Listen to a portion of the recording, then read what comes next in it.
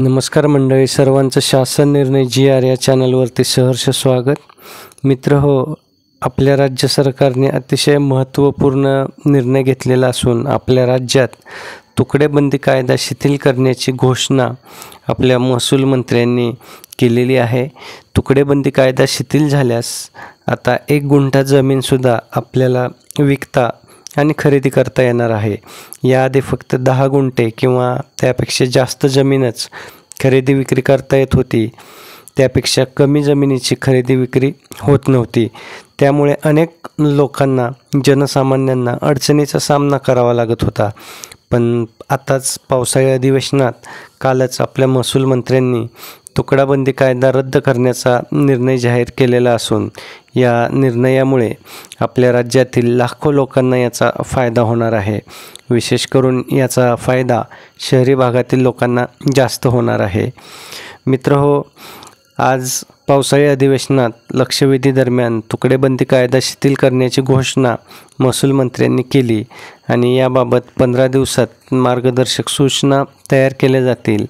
त्यामुळे 1 जानेवारी 2025पर्यंत झालेल्या तुकड्यांमुळे व्यवहार रखडले होते ते आता रद्द होणार असून महसूल, नगरविकास आणि जमाबंदी आयुक्त यांच्यासह वरिष्ठ अधिकाऱ्यांची समिती स्थापन केली जाईल आणि मार्गदर्शक सूचना तयार केल्या जातील.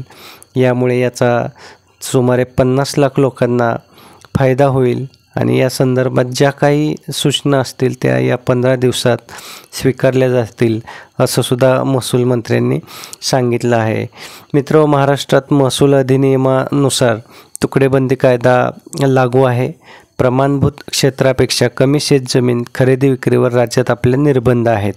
12 जुलै 2021च्या शासकीय परिपत्रकाने 1, 2 आणि 3 गुंठ्यामध्ये जमीन खरेदी विक्रीस बंदी घातली होती. त्याला मोठ्या प्रमाणात विरोध झाला होता आणि प्रकरण न्यायालयात गेले होते. त्यानंतर 5 मे 2022च्या राजपत्रानुसार जिरायत जमिनीसाठी 20 गुंठे आणि बागायत जमिनीसाठी 10 गुंठे हे प्रमाणभूत क्षेत्र निश्चित करण्यात आलेलं आहे.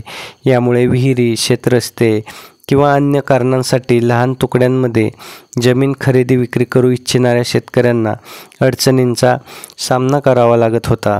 आता या शेतकऱ्यांना यामुळे दिलासा मिळालेला आहे. मित्र हो, व्हिडिओ आवडला असेल तर व्हिडिओला लाईक करा आणि जास्तीत जास्त शेअर करा. तसंच आपण या चॅनलवर नवीन असाल तर चॅनलला सबस्क्राईब करून बेल आयकॉनला प्रेस करा. धन्यवाद.